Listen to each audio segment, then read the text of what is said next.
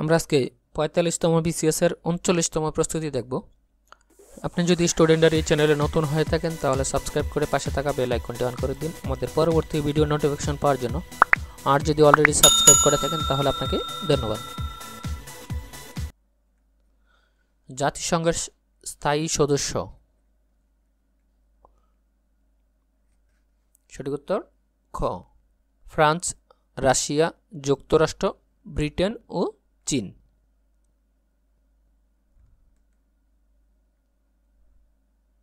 IAFA এর সদর দপ্তর হচ্ছে,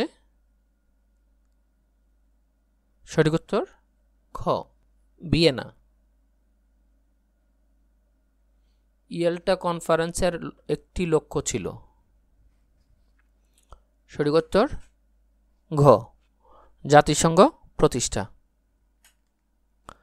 জাতিসংঘ প্রতিষ্ঠিত হয় কোন সালে? সঠিক উত্তর খ 1945 সালে। কোন সংকটকে কেন্দ্র করে 1950 সালে শান্তির জন্য ঐক্য প্রস্তাব জাতিসংঘের মাধ্যমে প্রস্তাব করা হয়? সঠিক উত্তর ঘ কোরিয়া সংকট। জাতিসংঘ উন্নয়ন কর্মসূচি UNDP এর শীর্ষ পদটি কি? সঠিক উত্তর ক প্রশাসক। কোথায় শেনজেন চুক্তি স্বাক্ষরিত হয়?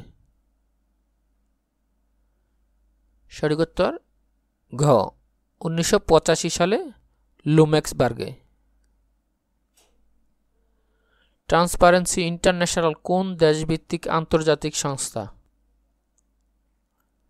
সঠিক উত্তর খ জার্মানি। ব্রিক্স কর্তৃক প্রতিষ্ঠিত ব্যাংকের নাম হচ্ছে,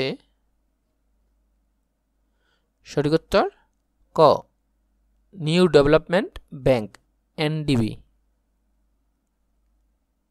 নিচের কোন দেশে 2022 সালে G20 বাৎসরিক সম্মেলন অনুষ্ঠিত হবে? সঠিক উত্তর ঘ ইন্দোনেশিয়া। নিচের কোন সংস্থাটির সচিবালয় বাংলাদেশে অবস্থিত?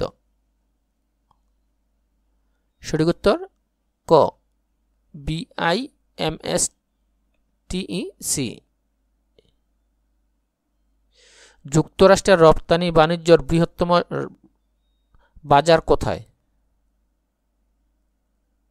সঠিক উত্তর খ কানাডা। ওয়ার্ল্ড ডেভেলপমেন্ট রিপোর্ট নিচের কোন সংস্থাটির বার্ষিক প্রকাশনা? সঠিক উত্তর খ ওয়ার্ল্ড ব্যাংক।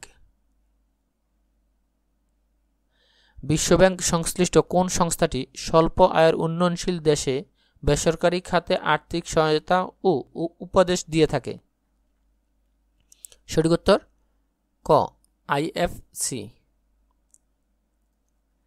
SDR সুবিধা প্রবর্তনের জন্য কত সালে IMF এর গঠনতন্ত্র সংশোধন করা হয়েছিল? সঠিক উত্তর ক 1969 সালে। শেনজেন এরিয়াভুক্ত দেশ নয় কোনটি? সঠিক উত্তর খ ব্রিটেন। কোন চুক্তির মাধ্যমে EEC প্রতিষ্ঠা লাভ করে? সঠিক উত্তর ক রোম চুক্তি। ইউরোপীয় ইউনিয়নের কোন দেশ এখনো ইউরো গ্রহণ করেনি? সঠিক উত্তর ঘ ইংল্যান্ড।